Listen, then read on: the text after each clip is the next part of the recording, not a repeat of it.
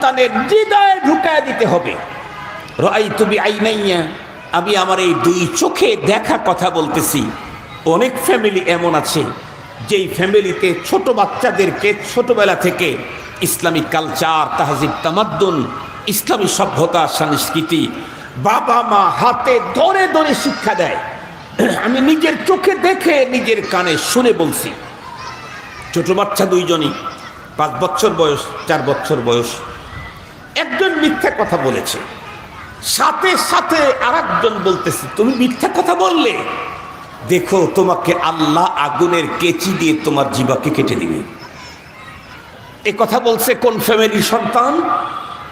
যেই সন্তানকে তার মার বাবা মিথ্যা কথার ভয়াবহতার ভয় তার অন্তরে ঢুকাইতে সক্ষম হয়েছে। সেই সন্তান তার পাশে ছোট আরেক বাচ্চাকে তালকিন করে, তুমি মিথ্যা বললা, আল্লাহ তোমাকে পরপারে আগুনে